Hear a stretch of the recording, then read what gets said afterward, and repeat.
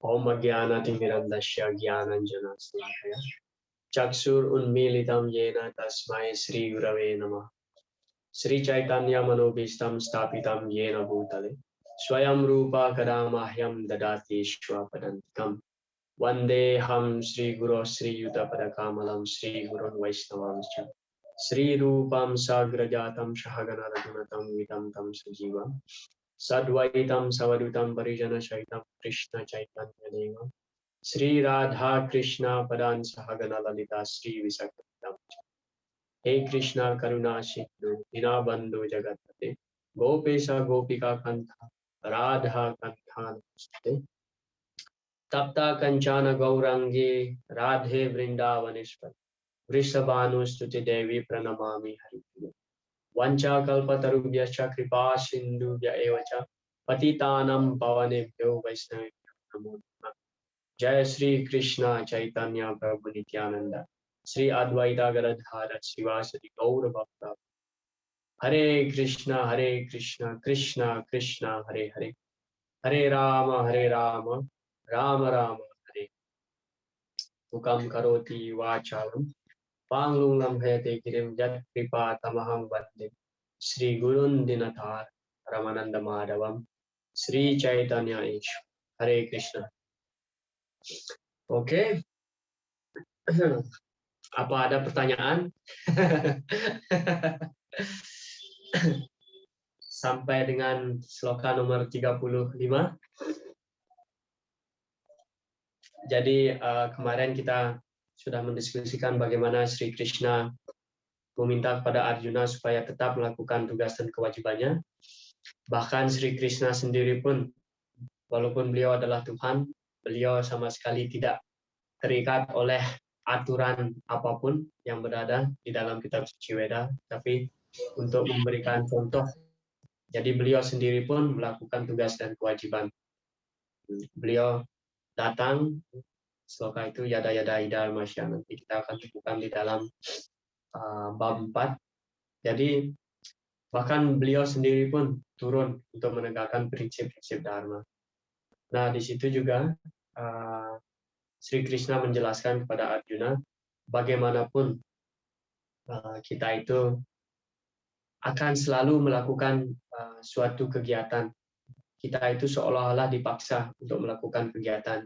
Jadi tidak ada gunanya untuk secara artifisial untuk meninggalkan tugas dan kewajiban. Jadi kita harus melakukan tugas dan kewajiban yang sudah ditetapkan. Nah, diskusi kita hari ini akan dimulai dari pertanyaan Arjuna yang bertanya kepada Sri Krishna, apa yang membuat kita seolah-olah dipaksa melakukan kegiatan, bahkan melakukan kegiatan berdosa pun. Kita itu sebenarnya memiliki pengertian bahwa, oh ya, sebenarnya ini tidak boleh dilakukan. Tapi seolah-olah ada sesuatu yang memaksa diri kita hingga kita melakukan perbuatan berdosa. Nah, apa itu? Jadi, itu akan menjadi topik diskusi kita hari ini. Jadi sebelum saya melanjutkan dari sloka 36, sekali lagi saya ingin bertanya, apakah ada pertanyaan sampai dengan sloka 35? Kalau memang tidak ada, ya saya akan lanjut.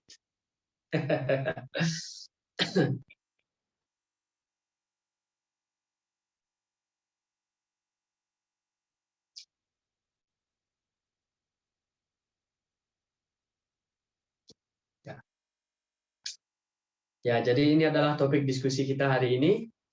Hati-hati terhadap nafsu dan amarah. Arjuna bertanya kepada Krishna, apa yang memaksa kita untuk berbuat dosa? Kemudian Krishna menjelaskan musuh abadi kita, yaitu nafsu atau kama. Seseorang dapat menaklukkan nafsu dengan bekerja dalam kesadaran Krishna, dengan kecerdasan yang mantap dalam pengetahuan tentang jati diri murni seseorang. Nah, jadi di sini Arjuna bertanya, apa yang membuat kita melakukan hal-hal yang berdosa, walaupun kita mengetahui bahwa kegiatan itu adalah kegiatan yang berdosa. Jadi Krishna menjelaskan, karena nafsu. Karena ada nafsu, dan kita akan menemukan mengapa ada nafsu. Dari mana sumber nafsu ini sebenarnya. Dan Krishna juga memberikan solusi bagaimana caranya untuk menaklukkan nafsu ini. Jadi tidak hanya diberikan masalah saja, tapi juga kita diberikan bagaimana solusinya untuk menghadapi masalah ini. Ya, kita akan buka kelas ini dengan kutipan kelas dari Srila Prabhupada. Ya.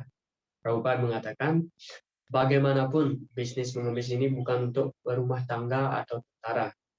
Oleh karena itu, Krishna berkata bahwa jangan mencoba meniru urusan seorang sannyasi atau brahmana. Kamu adalah ksatria.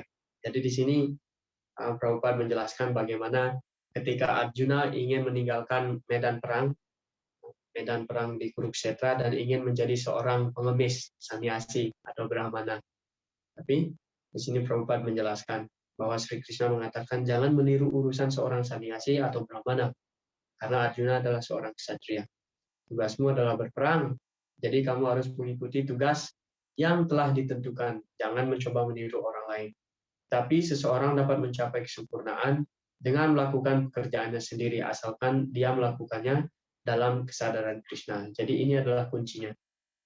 Seperti kemarin kita sudah diskusikan juga, walaupun kita seorang Sudra atau Waisya, jadi atau Grihasta, kadang kita berpikir ini adalah tingkatan yang rendah. Jadi sebenarnya tidak seperti itu. Selama kita masih melakukan kegiatan sebagai seorang Waisya atau Sudra, Brahmana, Ksatria sekalipun, selama itu masih berada di lingkupan kesadaran Krishna. Jadi itu sebenarnya sama di mata Sri Krishna, dan kita bisa mencapai kesempurnaan. Strio, Waisya, Tata, Sudra, Stepi, Yanti, Paramgatim. Paramgatim maksudnya kita mencapai tujuan tertinggi dalam hidup ini. Apa itu syaratnya? Mamhi parta vipasritya ye pishu papayonaya. Jadi intinya yaitu menyerahkan diri kepada Sri Krishna atau melakukan kegiatan itu berdasarkan prinsip kesadaran Krishna. Jadi Krishna memintanya untuk bertempur dan dia adalah seorang pejuang profesional. Jadi jika dia berperang menurut aturan Krishna, di situ kesempurnaannya. Ini tujuannya. Nah, jadi ini menyambung diskusi kita yang kemarin sebenarnya, bagaimana Sri Krishna meminta Arjuna untuk tidak meninggalkan tugas dan kewajibannya. Karena sebagai seorang ksatria, Arjuna harus melakukan tugas kewajibannya, yaitu bertempur, dan bertempurnya juga atas perintah dari otoritas tertinggi. Jadi membunuh musuh di medan perang. Ini adalah tugas dari seorang ksatria. Jadi itu sebenarnya tidak disalahkan. Tapi kalau seorang ksatria membunuh seseorang di luar medan perang atau di luar ketika dia tidak bertugas, maka dia akan dijatuhi hukuman. Jadi seperti itu. Karena melakukan sebuah tindakan yang tidak berdasarkan perintah atasan. Oke, sloka nomor 36. Arjuna berkata, apa yang mendorong seseorang untuk melakukan perbuatan yang berdosa, walaupun dia tidak menginginkan demikian, seolah-olah dia dipaksakan untuk berbuat begitu. Srila Prabhupada menjelaskan, makhluk hidup sebagai bagian dari kepribadian Tuhan yang Maha Kuasa yang mempunyai sifat yang sama seperti yang Maha Kuasa. Semula bersifat rohani, murni, dan bebas dari segala pengaruh material. Jadi kita adalah amsanya Sri Krishna. Mama iwamso jiwa loke, jiwa buta asana. Mama iwa amsa. Sri Krishna mengatakan semua makhluk hidup di dunia ini adalah bagian dari Sri Krishna. Jadi seperti halnya api yang besar. Jadi kalau ada percikan api itu, jadi api yang kecil itu pun memiliki sifat yang sama dengan api yang besar. Atau Srila Prabhupada juga sering memberikan contoh seperti emas. Gumpalan emas yang besar atau emas yang sudah menjadi cincin dalam bentuk yang kecil, tetap cincin itu, cincin emas dan gumpalan emas yang besar memiliki sifat yang sama, memiliki kandungan emas yang sama. Jadi seperti itu juga kita dengan Sri Krishna. Kita memiliki sifat yang sama dengan Sri Krishna, tapi yang berbeda adalah kuantitas kita. Sri Krishna Beliau bernama Wibu Atma dan kita Anu Atma. Jadi Wibu artinya besar dan kita adalah bagian dari Sri Krishna yang kecil. Jadi Prabhupada menjelaskan di sini, awalnya kita semua murni. Nah, kita semua sebenarnya roh yang murni, dan kedudukan dasar sang roh itu memang tetap murni. Tetapi mengapa kita melakukan perbuatan yang berdosa? Nah, nanti kita akan temukan jawabannya, karena nafsu. Okay? Nafsu, dari mana awal nafsu ini? Yaitu 3 sifat alam material. Sama seperti air hujan. Prabhupada juga memberikan contoh seperti air hujan. Air hujan yang turun dari langit itu bisa langsung dikonsumsi sebenarnya. Tapi ketika air hujan itu jatuh dan menyentuh tanah, apa yang terjadi? Jadi warna air yang bening itu dari angkasa, warna air yang jatuh dari laut, yang jatuh dari langit, itu yang awalnya bening, ketika menyentuh tanah akan menjadi coklat. Karena mendapatkan pergaulan dia. Air yang bersih ini mendapatkan pergaulan dengan tanah. Jadi warnanya berubah. Begitu juga dengan sang roh. Sang jiwa pada dasarnya itu murni, yang dijelaskan oleh Srila Prabhupada. Lalu mengapa sang jiwa menjadi terkontaminasi? Karena kita mendapatkan pergaulan dari 3 sifat alam material. Lalu mengapa ada nafsu? Ya, karena pengaruh sifat rajas. Okay. Karena itu, menurut sifatnya, ia tidak dipengaruhi oleh dosa-dosa dunia material. Ini kedudukan kita yang sebenarnya. Tetapi apabila ia mengadakan hubungan dengan alam material, mengadakan hubungan artinya kita bergaul dengan alam material ini, mengambil pergaulan dari alam material. Ia bertindak dengan banyak cara yang berdosa tanpa segan, dan kadang-kadang itu bertentangan dengan kehendaknya sendiri. Jadi 3 sifat alam material ini begitu kuat sekali, dan kita seolah-olah dipaksa. Kita seolah-olah dipaksa. Walaupun di dalam hati kecil kita mengatakan ini adalah perbuatan yang tidak baik. Kita mengetahui itu, tapi terkadang kita masih melanggar aturan dan peraturan dan berbuat dosa, dan kita merasa seolah-olah kita dipaksa. Nah, penyebabnya yaitu karena pengaruh 3 sifat alam material, khususnya rajoguna, sifat nafsu.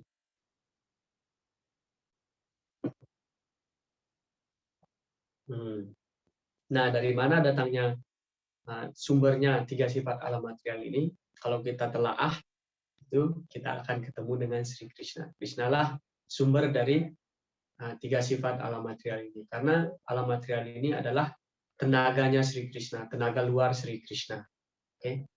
Makanya terkadang kita berpikir, oh ya, kalau kita kembali lagi ke sloka sebelumnya, prakriti kriya manani gunai karma nisarvasa ahangkara vimudatma kartaha miti manyati. Sloka itu menjelaskan bahwa kita bukanlah pelaku, tapi yang melakukan adalah 3 sifat alam material. Gunai karmani. Gunai karmani sarwasaha. Segala sesuatu sudah diatur oleh 3 sifat alam material, dan kita seperti wayang saja. Jadi pernah lihat gambar itu kan? Ada 3 sifat alam material, Krishna di atasnya, dan kita di bawah, jadi terikat dengan benang dan kita digerakkan seperti wayang. Nah, jadi kita harus menyadari kita bukanlah pelaku, tetapi 3 sifat alam material yang merupakan sutradaranya, kita hanya bertindak saja. Dan Srila Prabhupada menjelaskan di situ bahwa sumber dari 3 sifat alam material ini adalah Sri Krishna, dan ultimately Krishna lah yang melakukan segala sesuatunya. Jadi kita bisa berpikir bahwa kalau saya melakukan perbuatan yang berdosa, berarti karena bukan saya pelakunya, jadi ujung-ujungnya saya melakukan perbuatan ini karena Krishna. Betul? Pernahkah kita berpikir seperti itu? Karena segala sesuatu sudah diatur oleh Krishna. Ketika kita melakukan perbuatan yang berdosa, kita kembalikan ke Krishna juga. Saya kan bukan pelaku. Gunai karma nisarwasaha. Segala sesuatu dilakukan oleh tenaganya Sri Krishna dalam bentuk triguna ini. Tenaga luar Sri Krishna. Jadi, Krishna lah sebenarnya pelaku yang sebenarnya. Lalu siapa yang harus bertanggung jawab? Mengapa saya yang bertanggung jawab kalau saya melakukan perbuatan berdosa? Saya harus dihukum. Mengapa? Pernahkah kita berpikir seperti itu? Saya sering berpikir seperti itu. Sampai saya menemukan penjelasan ini. Prabhupada mengatakan, akan tetapi perbuatan yang berdosa tidak didorong oleh roh yang utama dari dalam, melainkan disebabkan oleh hal lain, sebagaimana dijelaskan oleh Krishna dalam ayat berikut.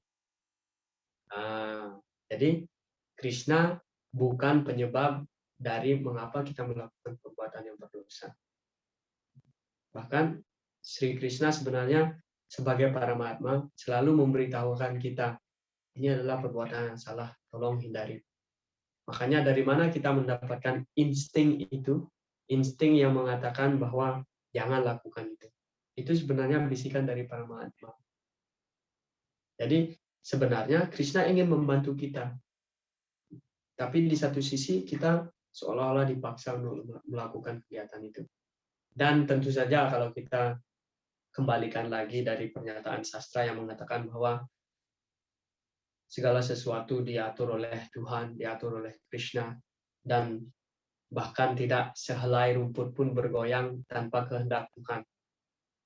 Nah, bagaimana dengan pernyataan itu? Maya diaksena prakriti suyate sacara caram etunanena kauntia jagad wipari wartate. Segala sesuatu di dunia ini jagad wipari wartate. Gerakannya sudah diatur oleh Sri Krishna. Nah, Maya dia aksena prakriti suyate sacara caram. Semuanya sudah diatur oleh Sri Krishna. Lalu bagaimana dengan pernyataan? Jawabannya yaitu karena Sri Krishna mencintai kita dan Sri Krishna memberikan kita sedikit kebebasan. Dan kita menyalahgunakan kebebasan yang kecil itu. Karena kebebasan artinya ya kebebasan yang harus diberikan oleh Sri Krishna ketika kita minta. Sri Krishna sudah memperingati kita. Kalau kamu lakukan ini, akibatnya seperti ini. Sekarang pilihan ada di tanganmu. Kamu mau lakukan atau kamu step back atau mundur. Tapi kita karena memiliki independensi sedikit dalam kuantiti yang sedikit, kita menyalahgunakan independensi itu. Kebebasan yang sedikit itu kita salah gunakan. Akhirnya itu yang membuat kita melakukan perbuatan yang berdosa. Karena kita memiliki keinginan dan karena Krishna mencintai kita, oke, Krishna memberikan kita kebebasan. Jadi pengertiannya adalah karena Sri Krishna mencintai kita lah, makanya kita diberikan kebebasan. Kalau tidak ada cinta, maka tidak ada kebebasan. Karena yang pada dasarnya cinta itu berarti kita memberikan apa ya istilahnya? Kita tidak mau memaksakan kehendak seseorang. Karena cinta itu didasari dengan ketulusan. Kan seperti itu. Kalau kita menodongkan pistol, menodongkan senjata di kepala seseorang dan mengatakan kamu harus mencintai saya. Dan orang itu akan mengatakan oke, saya akan mencintai kamu. Apakah itu cinta? Tidak, itu bukan cinta, itu adalah paksaan. Tapi cinta adalah oke, kalau kamu mencintai saya tanpa saya paksa, oke, itu baru namanya cinta.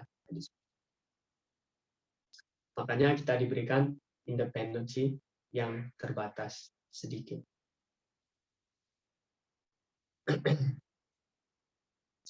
Oke, di sini ada pertanyaan dari Prabu Satwata. Sebenarnya seperti apakah sadhu sangga yang benar, Prabu? Kebanyakan kita lihat penyembah berkumpul misalnya untuk sanipis, tapi pulang dari acara seperti biasa saja, begitu nggak dapat apa-apa, bagaimana seharusnya sadhu sangga yang sebenarnya? Oke, Prabu Satwata, apakah bisa saya jawab nanti di bagian akhir dari kelas ini? Supaya tidak terpotong karena ini kelihatannya topiknya tidak berkaitan, tapi akan saya jawab di bagian akhir, karena di bagian akhir kita akan membahas bagaimana caranya untuk mengalahkan nafsu ini, dan salah satu caranya yaitu sadhu sangga. Oke. Sebentar dulu.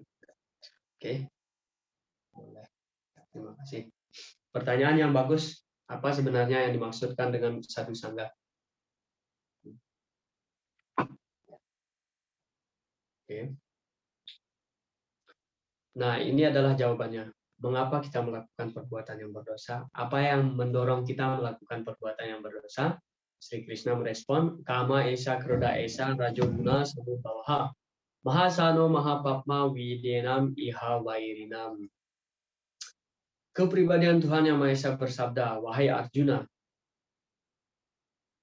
hanya hawa nafsu saja yang dilahirkan dari hubungan dengan sifat nafsu, artinya sifat rajoguna, sifat nafsu material, dan kemudian diubah menjadi amarah yang menjadi musuh dunia ini.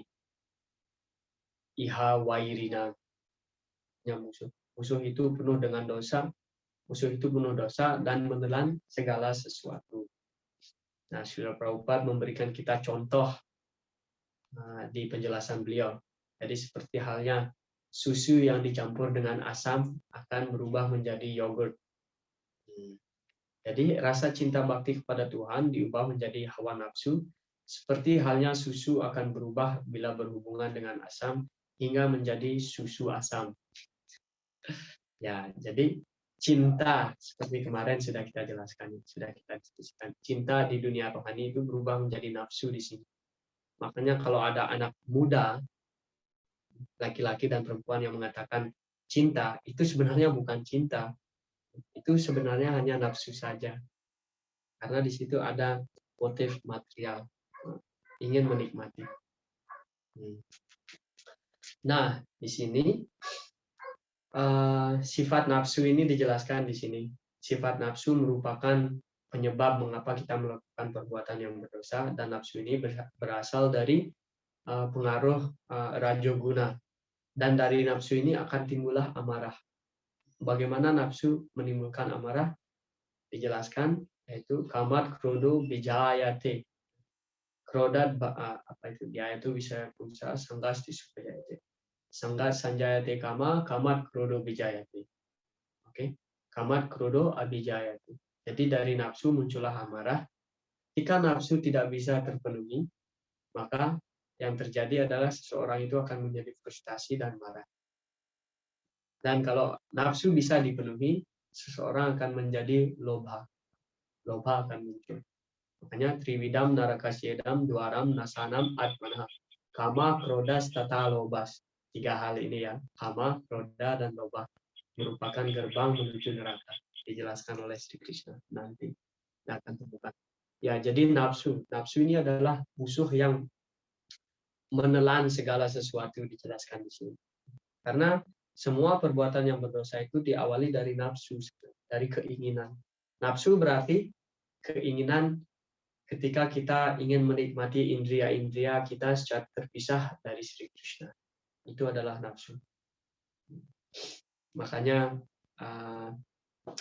ketika Sri Nrsingadev bertanya kepada Prahlad Maharaj, setelah Nrsingadev membunuh Hiranyakasipu, jadi Prahlad Maharaj ditanya, engkau begitu bagus sekali memujaku dengan begitu intens. Aku sangat terpuaskan oleh pekerjaanmu. Sekarang silahkan, engkau boleh meminta apapun, akan aku kabulkan. Itu adalah hal yang diajukan pada Prahlad Maharaj oleh Nrsingadev. Jadi Prahlad Maharaj meminta, yadi dasya sime kamam waram tuam waradari syabah kamanam hridi asam roham bawa kastu brinde waram. Jadi menarik sekali. Apa yang diminta oleh Prahlad Maharaj? Kamanam hridi asam roham. Supaya, jadi permintaannya Prahlad Maharaj yaitu supaya tidak ada nafsu di dalam hatinya. Itu saja.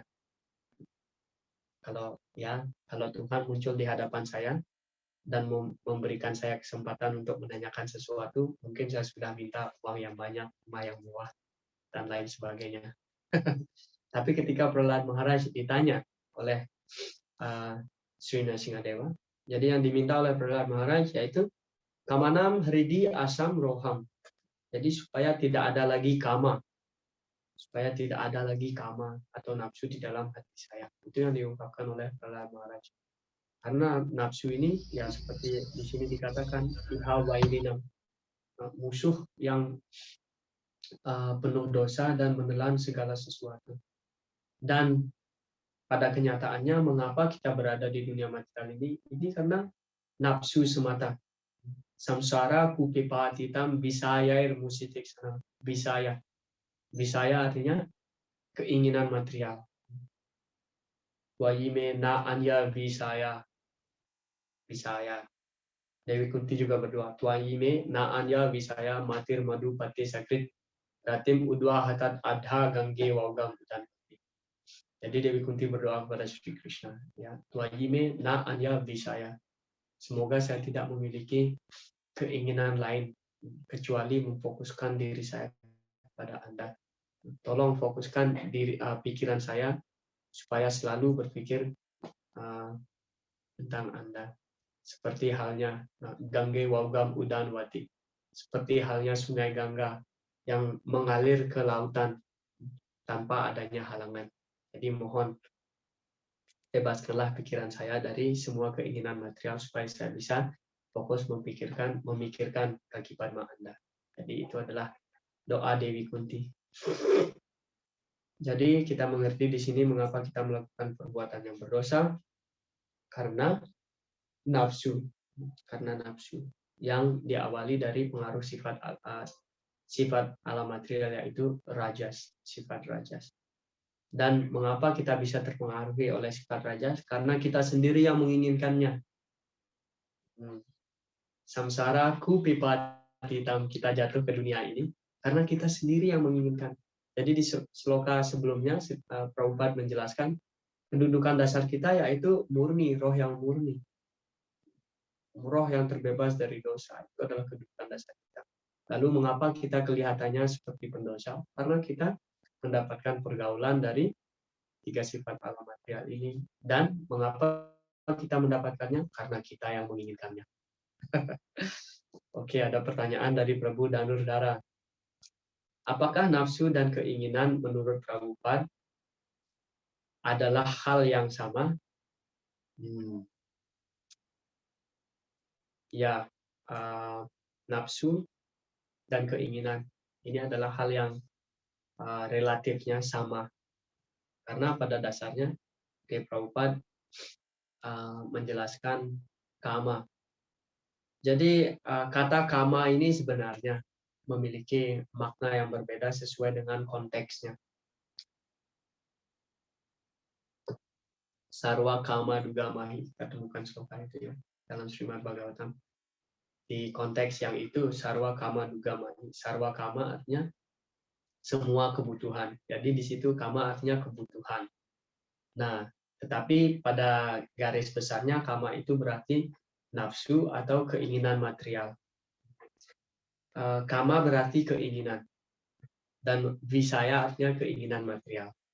Nah, jadi nafsu dan keinginan, ya ini adalah acinta beda-beda tatwa sebenarnya. Tergantung dari konteks yang dikatakan oleh Srila Prabhupada. Tergantung dari konteks ketika Srila Prabhupada menulis penjelasan beliau. Jadi karena keinginan, bisa juga keinginan kita memuaskan Sri Krishna. Jadi dalam konteks itu bukan nafsu, tapi itu cinta pada Sri Krishna. Tapi secara garis besar, Srila Prabhupada seringan menjelaskan kama itu sebagai nafsu atau keinginan material. Jadi seperti itu. Di dalam skanda 10 ada sloka yang doa yang dipanjatkan oleh siapa itu? Nagapatni pada Sri Krishna. Nagapatni adalah istri dari Kalia.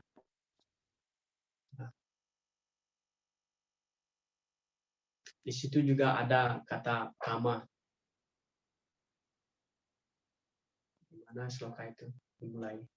Sedikit lupa.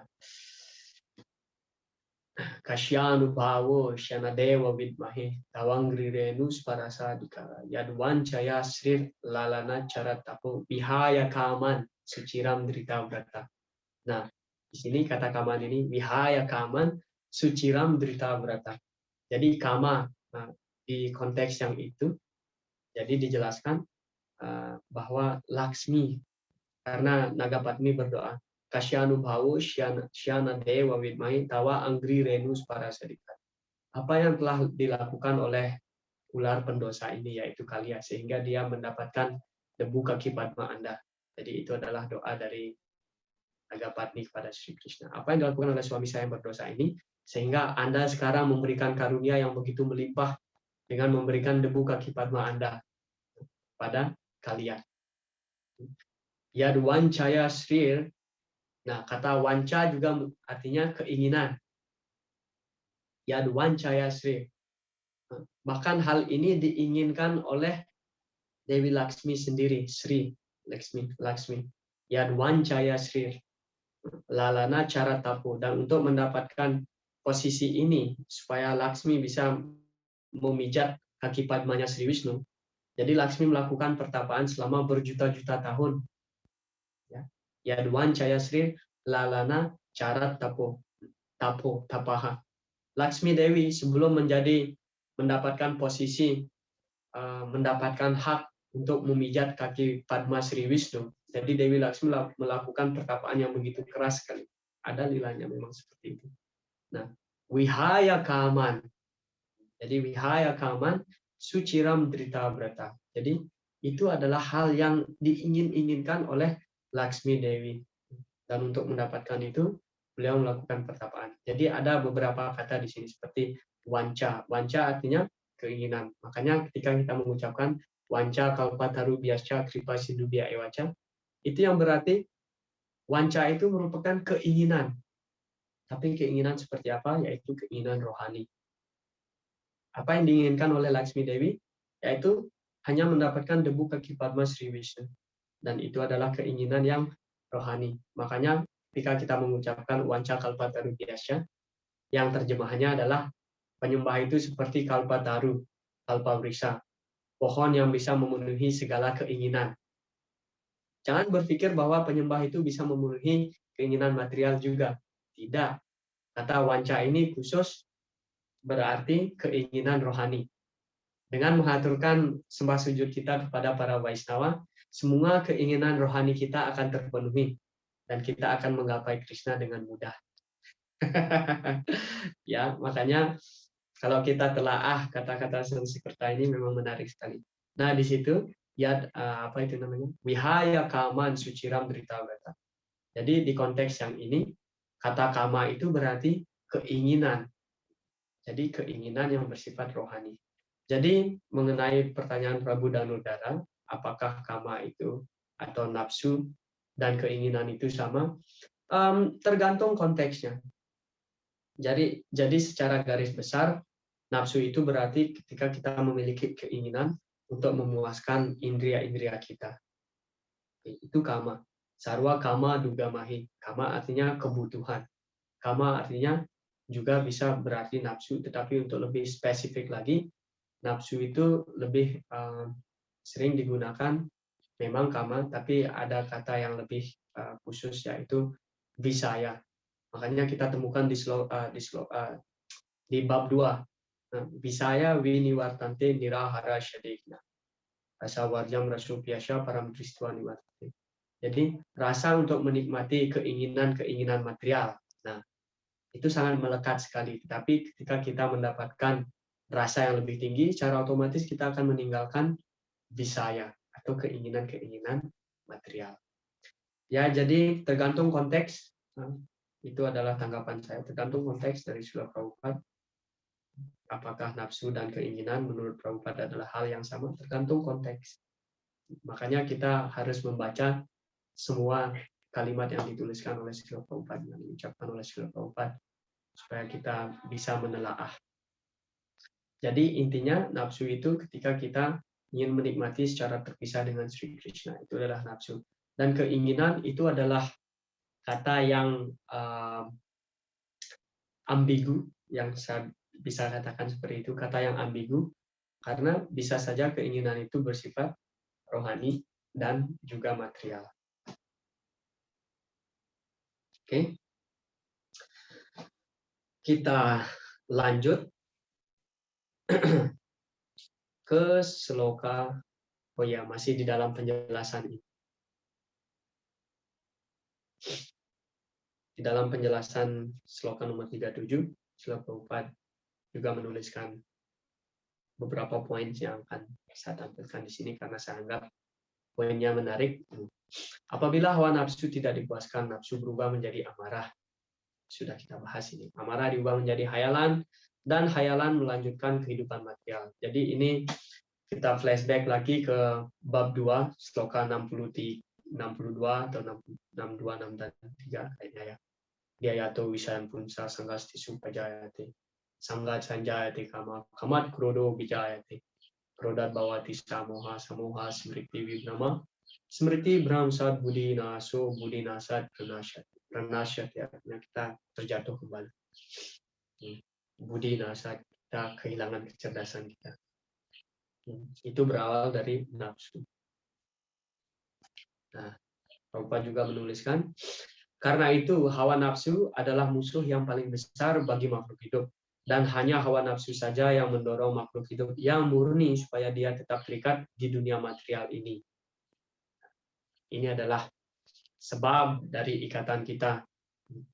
Pumsa Sriya Maituni Bhava Metam Tayor Mito Haridaya Granti Bahu. Granti artinya ikatan. Granti, ikatan. Dan Granta artinya buku yang bisa membebaskan kita. Srimad Bhagavad Gita. Grantaraj Srimad Bhagavad Gita. Granta artinya kitab suci. Granti artinya ikatan. Ya. Dan ikatan itu dimulai dari nafsu. Pumsastriya Maituni. Hubungan. Prabhupada akan menjelaskan, kita akan temukan. Contoh yang paling terkemuka, yang paling nyata dari nafsu yaitu hubungan seksual. Maitun artinya hubungan seksual.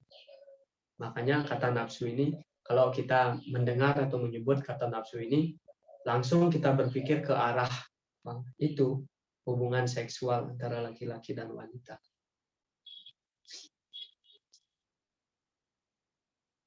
Prabhupada juga menuliskan, sumber segala sesuatu adalah Brahman yang paling utama. Karena itu sumber nafsu juga berada di dalam Yang Maha Kuasa. Menarik sekali. Jadi nafsu ini juga berasal dari Krishna. Cinta itu seperti di slide sebelumnya. Jadi cinta yang sebenarnya itu kalau sudah terkontaminasi itu akan menjadi nafsu.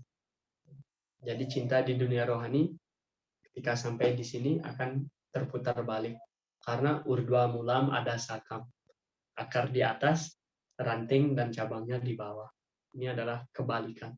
Dunia material ini seperti kita bercermin. Kita bercermin. Apa yang kita lihat ketika kita bercermin? Kita melihat wajah kita, tetapi kalau kita mengangkat tangan kanan, jadi di cermin itu kita seolah-olah mengangkat tangan yang kiri. Karena itu adalah kebalikan. Jadi seperti itu juga di dunia rohani. Dunia material ini adalah kebalikan dari dunia rohani. Jadi nafsu ini adalah kebalikan dari cinta yang asli di dunia rohani. Cinta itu berasal dari Sri Krishna. Jadi nafsu. Makanya secara tatwa, Hladini Sakti, Srimati Radharani, di dunia rohani, ketika sampai di dunia material ini, beliau menjadi Maya Sakti. Menjadi Durga. Mahavishnu akan menjadi Siwa, Sadasiwa. Jadi seperti itu. Nafsu dan amarah dapat dirohanikan. Ini adalah hal yang begitu menarik yang saya temukan di penjelasan Srila Prabhupada. Nafsu dan amarah dapat dirohanikan. Siapa yang ingin memberikan komentar mengenai hal ini? Nafsu dan amarah dapat dirohanikan. Bagaimana caranya? Apa yang contoh? Prabhupada memberikan contoh di dalam penjelasan beliau. Silahkan. Ada yang ingin berkomentar, memberikan pendapat. Bagaimana nafsu dan amarah dapat dirohanikan?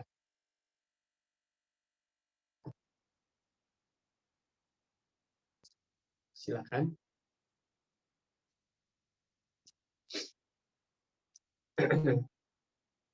Prabu Satwata. Silakan Prabu Satwata langsung berbicara. Kita ingin mendengarkan suara Prabu Satwata.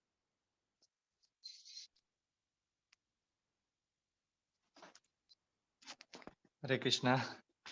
Hare Krishna, Prabu. Nah, kalau dicontohkan itu seperti kemarahan Hanuman untuk melalui Rama membakar Sri Alengkapura. Jadi itu adalah amarah yang digunakan oleh Hanuman ya untuk melayani Sri Krishna. Jadi apa kesimpulan yang bisa kita ambil di sini? Bagaimana nafsu dan amarah itu bisa dirohanikan? Dihubungkan dalam bakti, Prabu. Ya, betul sekali, dihubungkan dalam bakti. Segala sesuatu yang dihubungkan dalam bakti itu akan dirohanikan. Thank you, Prabu Satwata. Hare Krishna. Ada juga penjelasan di dalam Srimad Bhagavatam yang dikemukakan oleh Narada Muni pada Yudhishthira Maharaj. Beliau mengatakan, Tasmat Wairanubhandini Nirwairina Bhayenawa Snehat Kamenawa Yunjan Katancin Na Iksate Pritak. Jadi Narada Muni menjelaskan bahwa entah bagaimanapun cara seseorang itu mendekati Sri Krishna dengan motif apapun, orang itu akan dirohanikan, disucikan. Tasmat Waira Anubandena. Waira artinya memiliki keinginan untuk bertempur, memusuhi Sri Krishna. Orang yang memusuhi Sri Krishna, jadi secara tidak langsung mereka akan mendekatkan diri dengan Sri Krishna karena ingin menyerang Sri Krishna. Dan apa yang terjadi? Mereka juga mendapatkan penyucian. Contohnya seperti para raksasa yang menyerang Sri Krishna di Vrindavan. Mereka memusuhi Sri Krishna. Wairya artinya ingin bertempur dengan Sri Krishna. Mereka disucikan dengan Sri Krishna karena mereka mendekati Sri Krishna. Tasmat Waira Anubandena Nirwairena. Nirwairena ya tentu saja kebalikannya. Artinya pemuja Sri Krishna. Tentu saja pemuja Sri Krishna disucikan. Tasmat Waira Anubandena Nirwairena Bhaye. Bhaya artinya rasa takut.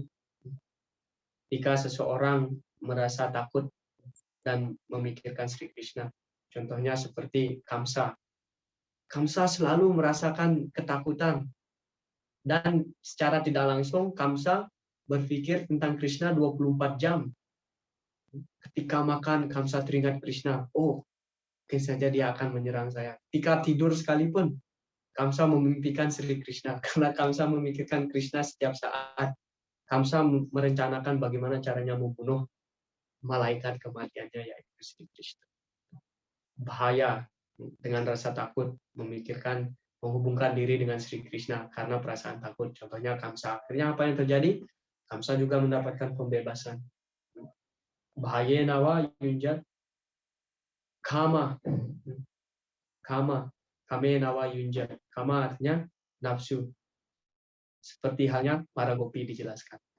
Para gopi memiliki nafsu yang begitu besar sekali untuk menjadi istrinya Sri Krishna. Dan apa yang terjadi? Ya, mereka mendekati Sri Krishna dan mereka juga mendapatkan kesempurnaan. Karena kathancin na iksate prita dijelaskan oleh Narada Muni, na iksate. Artinya Sri Krishna tidak melihat hal yang dilihat oleh Sri Krishna itu adalah orang itu mendekati beliau, itu saja. Tidak melihat kesalahannya, tidak melihat motif-motif materialnya. Yang dilihat oleh Sri Krishna adalah, oke, engkau datang kepadaku, aku akan memberikan diriku kepadamu. Jadi seperti itu. Makanya nafsu dan amarah bisa dirohanikan ketika itu dihubungkan dengan Sri Krishna. Jadi seperti Kubja juga. Ada seorang wanita yang bernama Kubja. Orang wanita yang mungkuk, memiliki nafsu untuk menikmati hubungan badan dengan Krishna. Jadi Kubja juga mendapatkan penyucian. Ya, amarah Hanuman, Prabhupada memberikan contoh seperti Hanuman. Oke.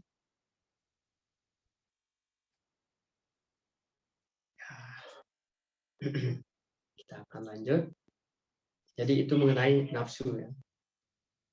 Kita akan lanjut ke sloka 38. Seperti halnya api ditutupi oleh asap, cermin ditutupi oleh debu, atau janin ditutupi oleh kandungan. Begitu pula makhluk hidup ditutupi dengan berbagai tingkat hawa nafsu ini.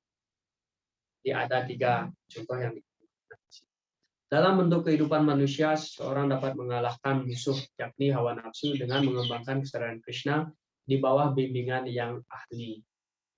Jadi Sri Krishna menjelaskan di sini bagaimana caranya mengalahkan nafsu. Jadi di awal, ingat kembali, Arjuna bertanya mengapa kita melakukan perbuatan yang berdosa. Krishna menjawab karena nafsu. Dan di sini sloka ini Krishna menjelaskan bagaimana caranya mengalahkan nafsu, yaitu dengan mengembangkan kesadaran Krishna di bawah bimbingan kerohanian yang bisa dipercaya. Ya, jadi sloka ini menjelaskan 3 contoh, mengemukakan 3 contoh. Jadi seorang bayi yang berada di dalam kandungan itu adalah contoh untuk sang roh yang berada di badan tumbuh-tumbuhan. Jadi tidak bisa bergerak. Bayi di dalam kandungan itu tidak bebas, tidak bisa bergerak. Dan untuk mengembangkan kesadaran rohani di dalam badan Tuhan itu sulit sekali, bahkan tidak mungkin. Nah, contoh yang lebih ke level yang agak tinggi, seperti roh yang berada di dalam badan binatang, diumpamakan seperti kaca yang dipenuhi dengan debu. Masih kita tidak bisa melihat bayangan kita karena dipenuhi dengan debu. Dan badan manusia ini, ketika sang roh mendapatkan badan manusia, itu adalah kesempatan yang terbaik sebenarnya. Seperti diumpamakan di sini bagaikan api yang ditutupi oleh asap. Jadi ketika ada api, ada asap yang menutupi api itu, kalau ada angin yang berhembus sedikit saja, maka asap itu akan bergeser dan kita bisa melihat api. Jadi ini adalah contoh sang roh yang berada di dalam badan manusia. Jadi badan manusia ini adalah satu-satunya harapan kita sebenarnya bagaimana kita bisa melihat kebenaran. Karena Prabhupada sering menjelaskan bahwa kesadaran Krishna ini tidak dimaksudkan untuk anjing dan kucing. Tidak dimaksudkan untuk binatang, apalagi tumbuh-tumbuhan. Karena binatang tidak bisa mengerti filsafat. Prabhupada mengatakan kalau kita meminta seekor anjing atau kucing untuk mengucapkan Maha Mantra Hare Krishna, mereka tidak akan mengucapkan. Karena mereka tidak mengerti apa-apa, tidak mengerti filsafat. Tapi manusia bisa. Dan kalau manusia masih juga setelah mendapatkan badan manusia, masih juga menolak kesadaran Krishna, mengucapkan nama suci Sri Krishna. Jadi sama artinya manusia ini Dvipada Pashu atau binatang yang berkaki 2.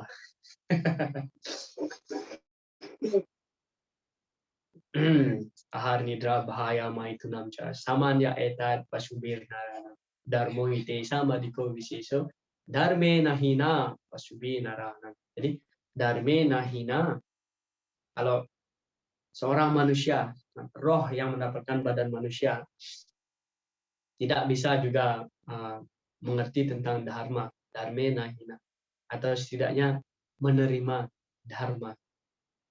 Maka pasubi narana, orang itu tidak berbeda dengan binatang. Karena binatang tidak bisa mengerti apa itu dharma. Makanya badan manusia ini sangat spesial sekali. Setelah mengalami evolusi sebanyak 8.400.000 jenis kehidupan, baru kita mendapatkan badan manusia. Dan kalau kita tidak menggunakan kesempatan ini, ya kita menyia-nyiakan nri deham adyam sulabam sudur labam. Jadi nri deham, badan manusia ini deha, sulabam, sudur labam. Sangat susah sekali, sudur labam. Sangat susah sekali untuk didapatkan. Lawam sukalpam guru karna daram. Badan manusia ini diumpamakan seperti kapal. Lawam sukalpam guru karna daram. Jadi badan manusia seperti kapal, guru karna daram. Dan guru kerohanian diibaratkan seperti kapten dari kapal.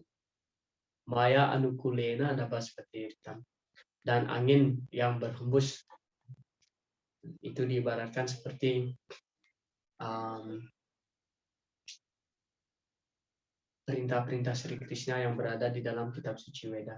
Maya anukulena nabaswateri. Jadi kalau sudah punya kapal, ada kaptennya, ada angin yang berhembus yang membantu kapal itu bergerak. Jadi kita bisa mencapai tujuan kita. Jadi begitu juga kita mendapatkan badan manusia. Sekarang kita sudah mendapatkan guru kerohanian yang membimbing kita, dan kita mendapatkan buku-buku ilmu pengetahuan Weda, Srimad Bhagavad Gita, Bhagavatam. Kalau kita tidak manfaatkan, apa yang terjadi? Puman bawardim nataret saat maha. Atmaha artinya kita membunuh diri kita sendiri. Atmaha, seorang yang membunuh sang roh, dijelaskan. Atmaha, kata ha ini berarti hatya. Atma hatya, atma hatya. Artinya seorang yang membunuh sang roh. Membunuh dalam artian kita tidak memberikan kesempatan bagi diri kita untuk mengembangkan diri dalam kesadaran Krishna. Hatya, atma hatya. Kalau kita melakukan tulasi arati, apa itu nyanyinya? Brahma hatya dikanica. Jadi dengan mengelilingi tulasi, ibu tulasi. Bahkan dosa membunuh seorang brahmana pun bisa diampuni. Brahma hatya. Hatya artinya membunuh. Oke. Sloka nomor 39. Avritam gyana metena gyanino nityavairina kamarupena kamtaya duspurena na lenaca. Duspurena na lenaca. Seperti itulah kesadaran murni makhluk hidup yang bijaksana ditutupi oleh musuhnya yang kekal dalam bentuk nafsu yang tidak pernah puas dan membakar bagaikan api. Ya, jadi nafsu, keinginan material ini memang tidak bisa dipuaskan. Duspurena na lenaca. Tidak bisa dipuaskan bagaikan api. Api yang diberikan kayu akan meminta kayu lebih banyak lagi. Kita berpikir bahwa dengan memuaskan indria-indria material ini, nafsu ini, kita akan merasa puas. Tapi sebenarnya pada dasarnya kalau kita memiliki nafsu dan itu bisa terpuaskan, itu terpenuhi, tidak terpuaskan, itu terpenuhi, maka indria akan meminta lebih lagi. Indria akan meminta hal yang lain. Makanya dari nafsu bisa muncul amarah, dan dari nafsu juga bisa muncul lobha. Nikya wairina, artinya musuh yang kekal. Jadi nafsu ini adalah musuh yang kekal. Di dunia material, pusat segala kegiatan adalah hubungan suami istri. Prabhupada menjelaskan. Karena itu dunia material ini disebut dengan maitunya agara atau borbol hubungan suami istri. Jadi berbahagialah kalian yang hidup sebagai brahmachari. Karena kita yang menikah sudah diborgol di sini. Jadi ya, yan maitun adi grihamedi sukam hitucam. Prahlad Maharaj juga menjelaskan. Grihamedi sukam hitucam. Orang yang menikah tapi tidak berada dalam kesadaran Krishna, yan maitun adi grihamedi, itu disebut dengan grihamedi. Dan apa pusat kebahagiaan bagi keluarga yang grihamedi? Maitun adi, yaitu hanya melakukan hubungan seksual saja antara suami dan istri. Itu adalah pusat dari kehidupan grihamedi, yaitu hubungan seksual. Dan maitudani grihamedi suka, Sukanya ya kebahagiaan, suka. Itu adalah satu-satunya sumber kebahagiaan para griha media, itu melakukan hubungan seksual. Sukam itu cam kandu yanena karayor iwadu kedukam. Dan hubungan seksual ini diibaratkan seperti rasa gatal pada kulit. Kandu yanena. Jika kita garuk, kita akan mendapatkan sensasi yang menyenangkan. Tapi apa yang terjadi? Ihadu kedukam. Itu menyebabkan kulit kita menjadi terluka kalau kita terus garuk. Dan menyebabkan kita menderita. Makanya sebagai penyembah kita harus ya sedikit tidaknya mengurangi dan mengontrol diri kita dalam hubungan suami dan istri, khususnya para grihasta. Ihadu kadukam kandu yanena karayor iwadu kadukam. Tripyanti neha kripanan bahudu kabajam kandu tiwan manasijam wisahe tadira. Dira artinya orang yang tenang. Orang tenang artinya orang yang bisa mengendalikan diri. Wisahe tadira.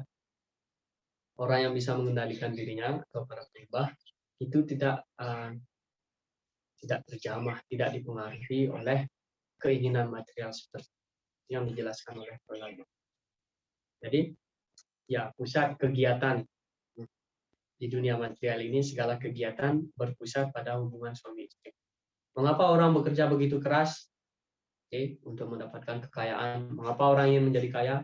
Supaya bisa terkenal, supaya ini, supaya itu, dan ujung-ujungnya supaya bisa menarik perhatian dari lawan jenis. Sama juga dalam kehidupan berkesadaran Krishna, terkadang ini adalah hal yang bersifat halus. Mengapa saya ingin bisa memainkan mridanga dengan sangat baik? Mengapa saya ingin bisa main harmonium dengan baik? Mengapa saya ingin melakukan ini dan itu dengan sangat baik? Ya, ujung-ujungnya supaya apa itu namanya? Opposite sex. Kita bisa menarik perhatian dari lawan jenis kita. Itu ujung-ujungnya. Makanya ini bersifat halus sekali dan berbahaya. Berbahaya. Nafsu. Sloka nomor 40, indria-indria, pikiran, dan kecerdasan adalah tempat duduk hawa nafsu tersebut. Jadi 3 tempat di mana hawa nafsu itu bisa duduk, di mana hawa nafsu itu berada, yaitu indria, pikiran, dan kecerdasan. Melalui indria-indria, pikiran, dan kecerdasan, hawa nafsu menutupi pengetahuan sejati makhluk hidup dan membingungkannya. Pikiran adalah pusat segala kegiatan indria-indria. Betul.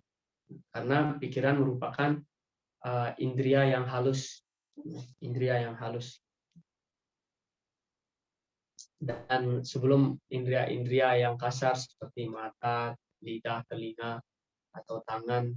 Jadi tangan ini merupakan indria juga, kaki merupakan indria juga. Namanya karmendriya. Jadi ada budindriya dan ada karmendriya. Jadi ada 5 indria yang digunakan untuk mendapatkan pengetahuan, itu namanya panca budi indriya dan panca karma indriya. Ada 5 indria yang digunakan untuk melakukan pekerjaan. Nah, dan yang ke-11 yaitu pikiran, mana adalah indria yang bersifat halus. Dan sebelum indria-indria yang lain melakukan kegiatannya, jadi indria-indria ini akan mendapatkan perintah dari pikiran. Makanya pikiran adalah pusat dari segala indria-indria. Sudah Prabhupada menjelaskan. Contoh, seperti kita ingin masak, ya, kita ingin masak. Dan apa yang ingin kita masak? Semuanya itu idenya datang dari pikiran. Dari pikiran disalurkan ke tangan. Dan tangan ini mulai bergerak, potong sayur. Oke, karena itu apabila kita mendengar tentang objek-objek indria, pikiran pada umumnya menjadi gudang segala ide kepuasan indria-indria. Sebagai akibatnya, pikiran dan indria-indria menjadi tempat penyimpanan hawa nafsu. Jelaskan. Kecerdasan yang penuh hawa nafsu mempengaruhi sang roh untuk memperoleh keakuan yang palsu dan menyamakan dirinya dengan alam. Dan dengan demikian menyamakan dirinya dengan pikiran dan indria-indria. Sang roh canduan, kenikmatan indria-indria material, dan dia salah paham dengan menganggap kenikmatan indria-indria material sebagai kebahagiaan yang sejati, kebahagiaan sejati. Maya suka, ya, kebahagiaan material. Prahlad Maharaj menjelaskan sebagai maya suka atau kebahagiaan yang bersifat ilusi. Maya sukaya bharam udwahato vimudhan. Orang yang mengejar air, kelihatannya seperti air tapi bukan air. Ini namanya fata morgana. Kalau kita berada di sebuah gurun pasir atau di jalan raya yang sangat panas, di kejauhan kita melihat air. Ini namanya fata morgana. Ini namanya maya sukaya. Maya suka. Kita melihat air tapi itu bukan air. Dan kita mengejar itu, mengejar air itu, tapi apa yang terjadi setelah sampai di situ kita tidak menemukan air dan kita melihat air di tempat yang lain. Kita berlari lagi ke situ ke tempat itu, tapi di situ juga tidak ada air dan kita menoleh ke tempat yang lain, airnya sudah berpindah. Ini namanya maya suka, fata morgana. Maya sukaya bharam udwahato vimudhan. Vimudhan artinya orang yang dibingungkan. Jadi begitu juga dengan orang yang mengejar kepuasan, kenikmatan indria material. Kita berpikir, oh saya kalau mendapatkan ini saya akan merasakan kebahagiaan. Tapi setelah mendapatkannya apa yang terjadi? Oh, ternyata ini tidak begitu menyenangkan. Ada sesuatu hal yang lain yang bisa membuat saya bahagia. Sama seperti ya contohnya di zaman modern ini ya bisa saya katakan seorang pemuda contohnya ya. Oke, sekarang melihat seorang wanita, gitu. Akhirnya menjalin hubungan dengan wanita ini. Akhirnya setelah beberapa saat, pemuda ini berpikir bahwa oh, sebenarnya bukan dia yang saya cari, tapi gadis itu yang saya cari. Karena dia tidak memberikan kebahagiaan seperti apa yang saya bayangkan. Akhirnya berpisah dengan yang ini, langsung menjalin hubungan dengan yang lain, dan sama juga seperti itu. Oh, sebenarnya tidak memberikan kebahagiaan. Mungkin dia bisa memberikan saya kebahagiaan. Akhirnya memutuskan hubungan dengan yang ini dan pergi ke situ. Ini namanya fata morgana. Kebahagiaan yang palsu. Makanya itu namanya maya sukaya. Wimudhan, orang-orang yang wimudhan, orang-orang yang dibimbing. Karena nafsu. Nafsu, dan di mana nafsu itu berada di dalam indria-indria, pikiran, dan kecerdasan. Jadi Srila Prabhupada mengatakan, jadi Krishna memberi Anda informasi langsung. Ini adalah kutipan dari sebuah kelas dari Srila Prabhupada. Inilah musuh Anda, di mana indria, pikiran, dan kecerdasan ada nafsu. Jadi jika Anda dapat memahami inilah musuh, dan Anda akan mengambil tindakan pencegahan.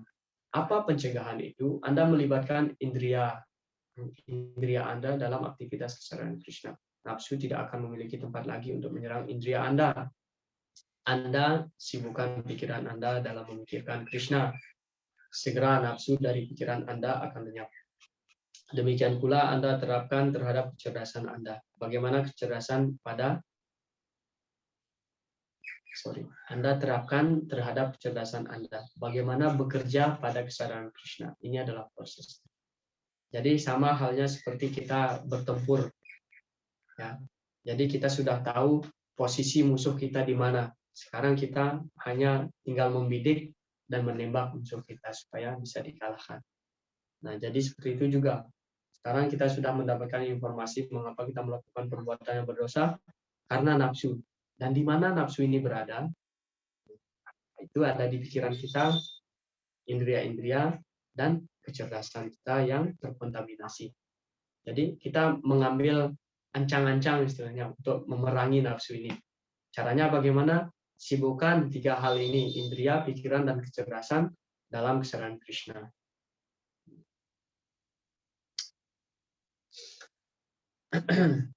Sloka nomor 41.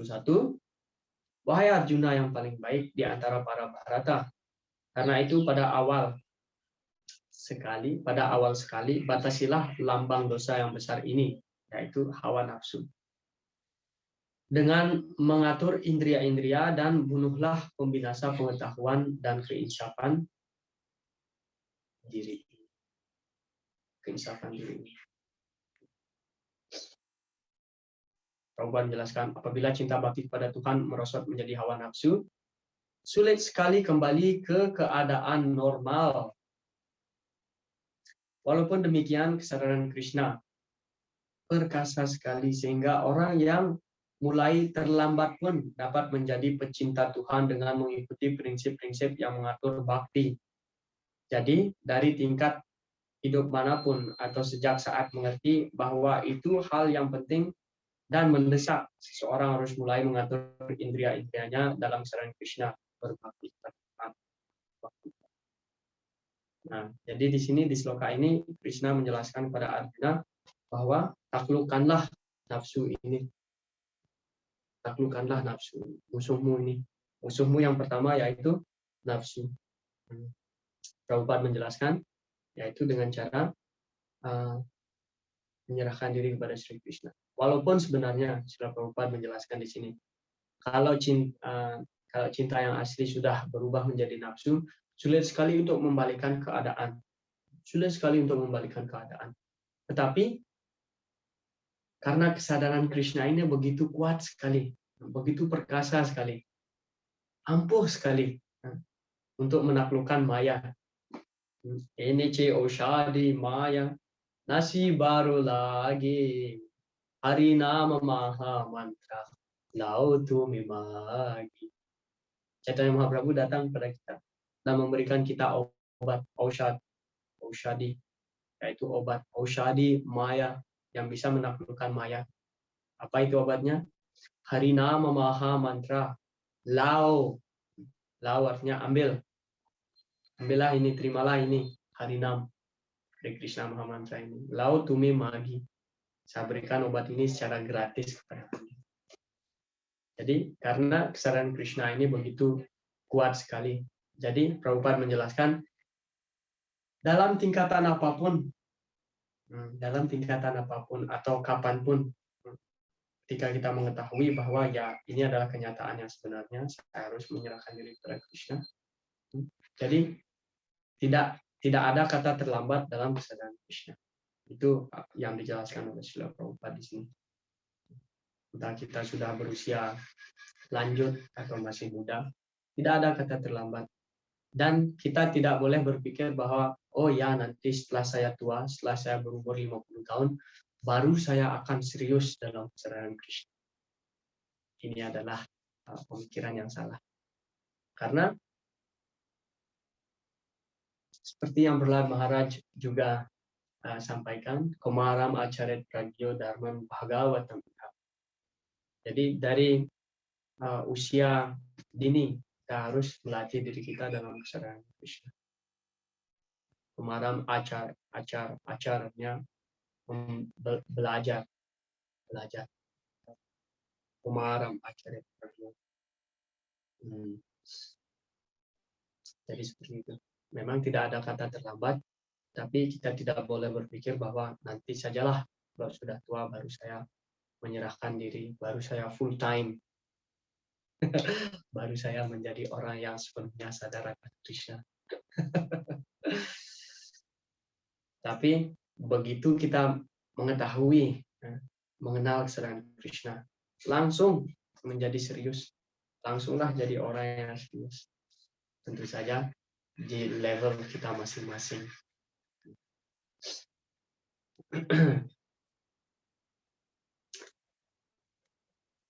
Ini ada kutipan kelas dari Srila Prabhupada, beliau mengatakan positif dan negatif. Positif artinya kegiatan yang positif, negatif artinya pengekangan diri. Hanya larangan saja tidak ada gunanya kecuali ada kegiatan positif. Jadi kesadaran Krishna adalah kegiatan yang positif. Jika Anda mengkonsumsi makanan enak, otomatis Anda meninggalkan makanan yang menjijikkan. Param Dristuan Niwartati. Tapi jika saya berkata, jangan makan ini tidak baik.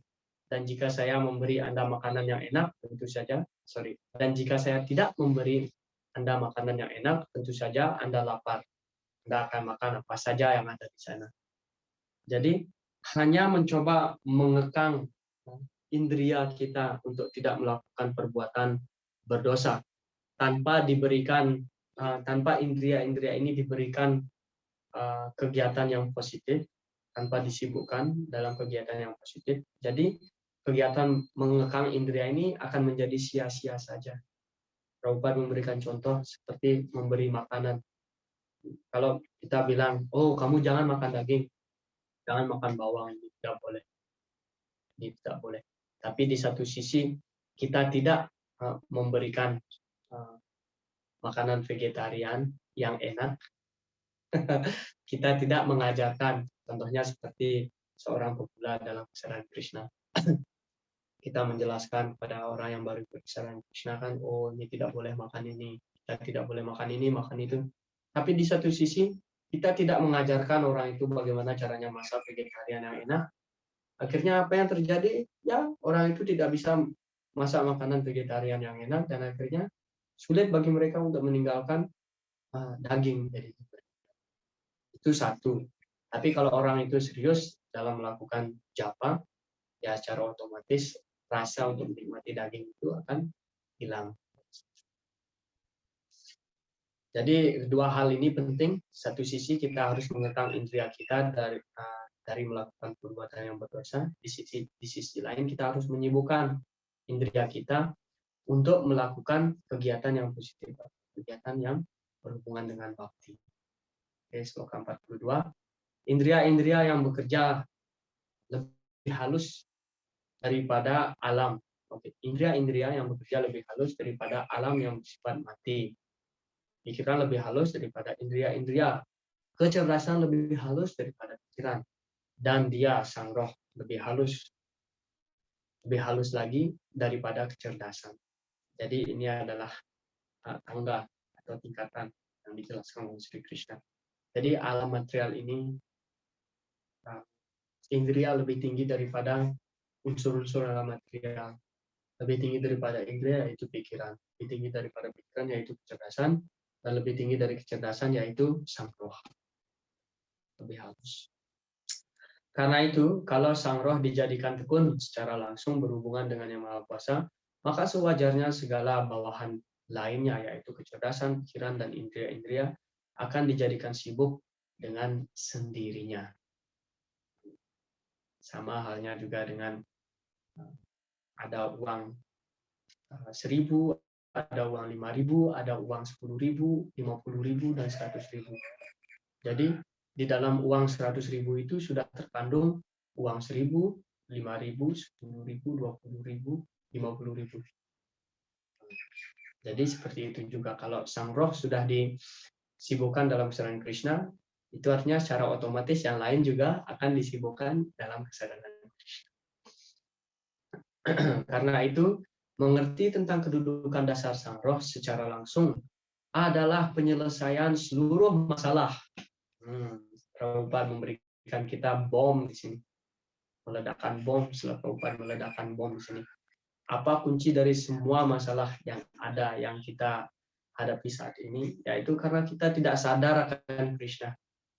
Kalau kita sadar akan Krishna sepenuhnya, jadi tidak akan ada masalah lagi. Tidak diragukan.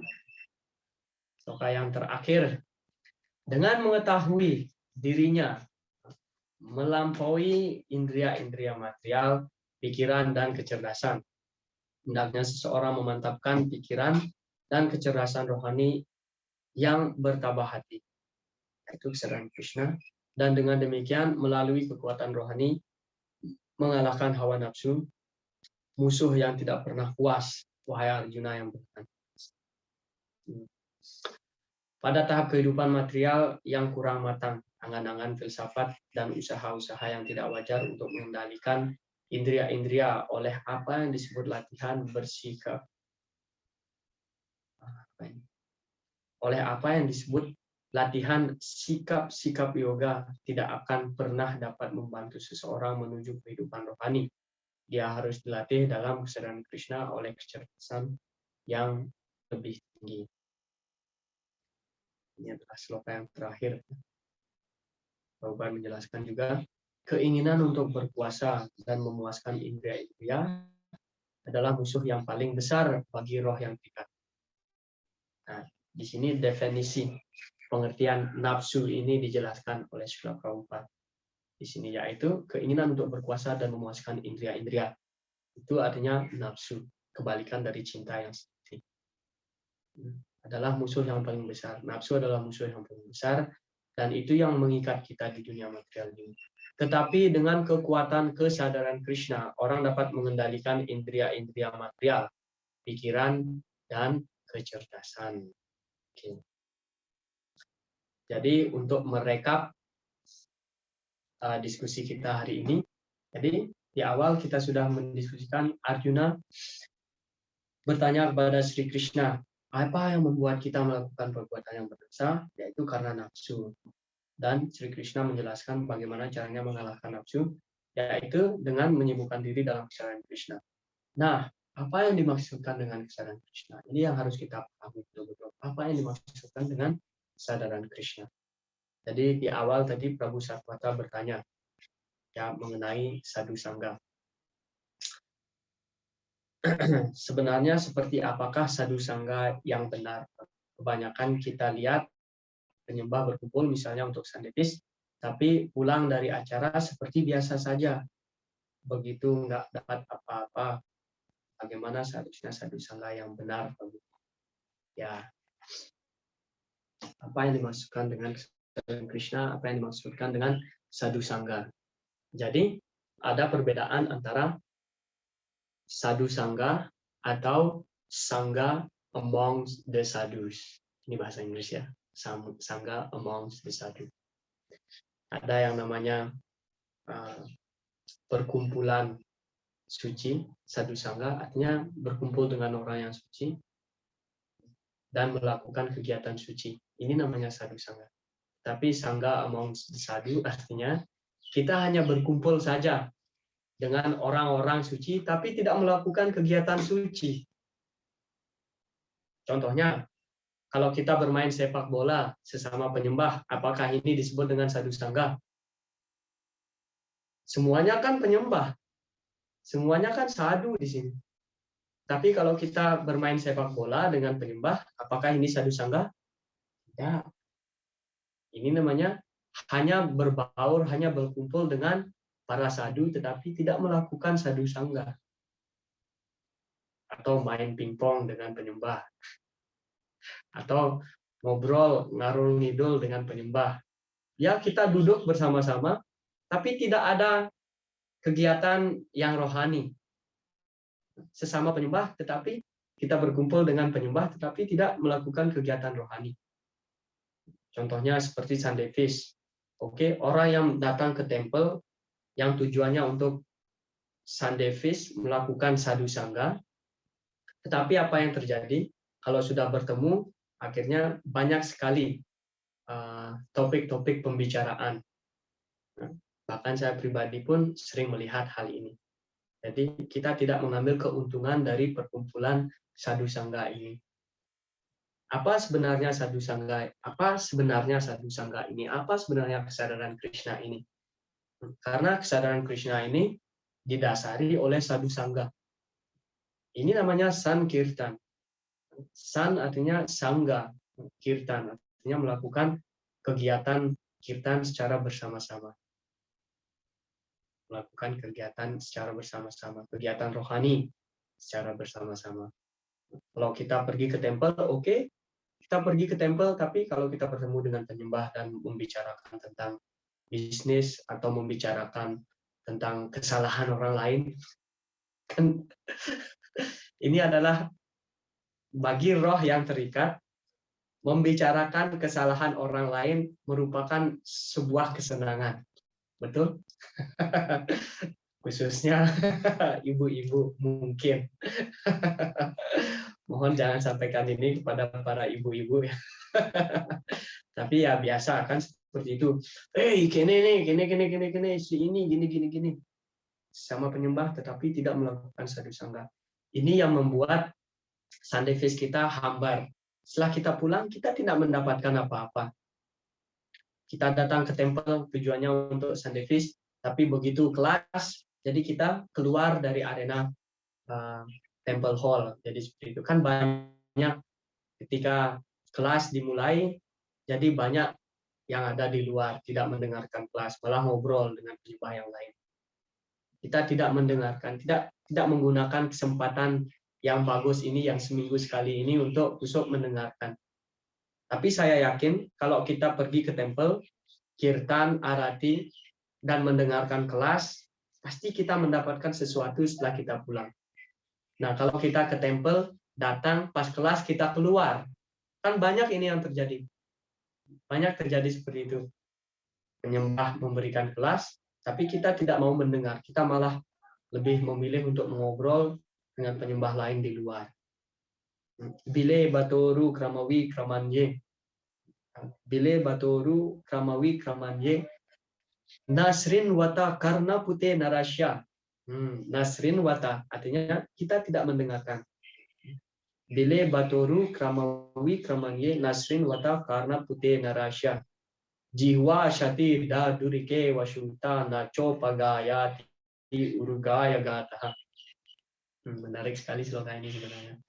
Jadi karena putih narasya. Jadi telinga kita kalau kita tidak gunakan untuk mendengarkan lila-lila Sri Krishna, keagungan Sri Krishna. Jadi bile batoru kramawi kramanye. Sama artinya dengan telinga ini sebagus lubang ular.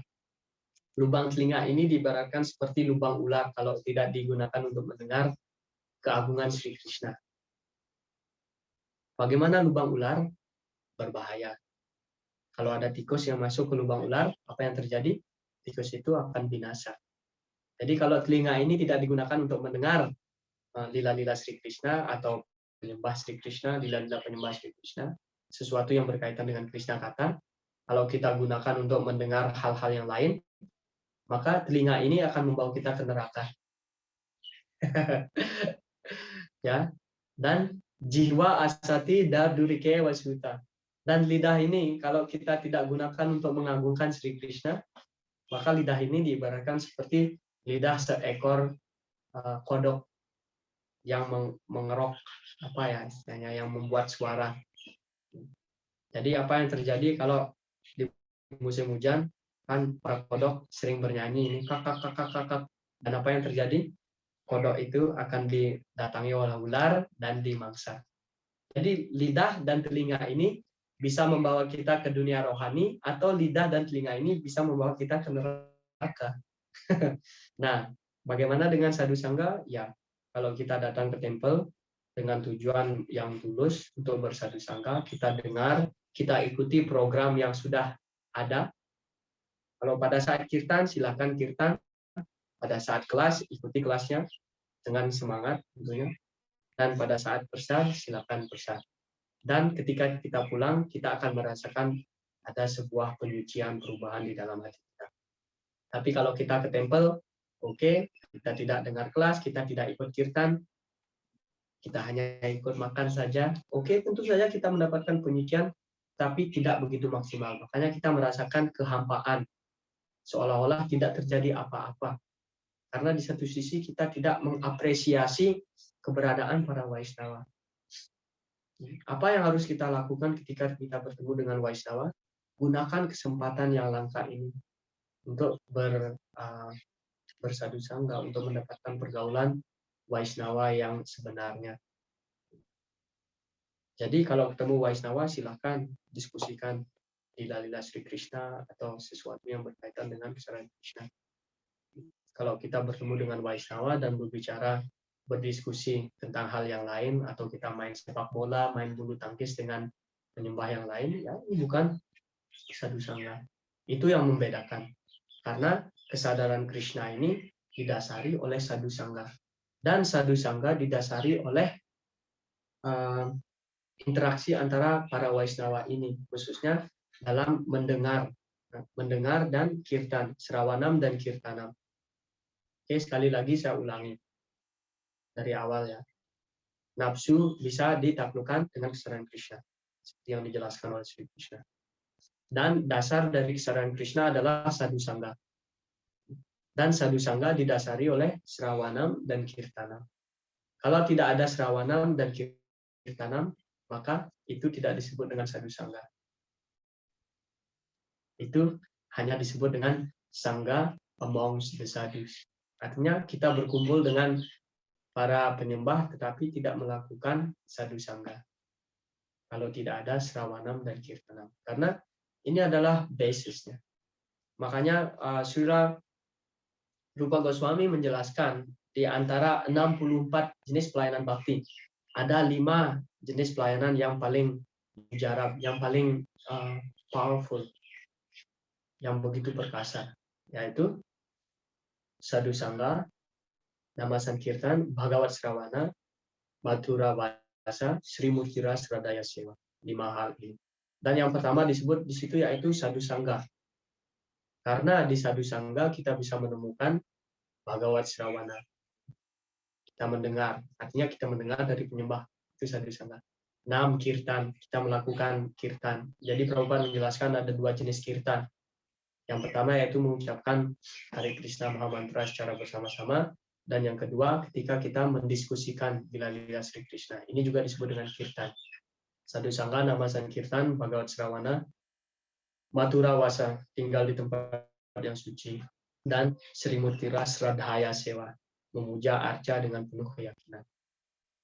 Jadi itu aja dasarnya. Sadhu sangga didasari dengan sravanam dan kirtanam, khususnya di zaman Kali Yuga ini. Sravanam dan kirtanam itu adalah sadhu sangga. Kalau kita tidak melakukan sravanam dan kirtanam, maka kita tidak akan mendapatkan perubahan di dalam hati kita, walaupun kita sering bertemu dengan penyembah. Karena kita tidak mengambil advantage, manfaat, keuntungan, mengambil kesempatan ketika kita berada di lingkungan penyembah. Banyak kok contohnya, seperti kita menginginkan, kalau saya berada di hidup di dekat perkumpulan penyembah, pasti saya akan berbuat seperti ini.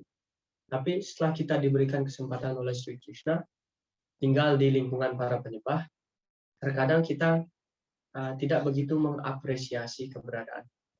Ini yang membuat kita merasa hambar. Kenapa hubungan kita dengan penyembah lain menjadi hambar?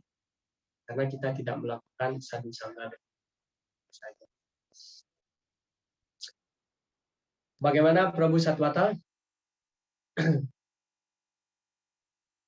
Apakah ada yang ingin diperjelas kembali? Oke. Waktu sudah habis dan bab 3 sudah habis. Apakah ada pertanyaan yang lain? Saya berikan kesempatan lagi 5 menit kalau memang ada pertanyaan. Kalau tidak, kita akan lanjutkan minggu depan ke Gyana Yoga. Jadi ini adalah tangga yoga kita. Karma Kanda ke Karma Yoga, dan bab berikutnya yaitu Gyana Yoga. Pengetahuan rohani bab 4. Oke, silakan. Ada yang ingin berkomentar mungkin? Mungkin Prabu Sucaru? Silakan Prabu Sucaru. Atau Prabu Wisna, silakan.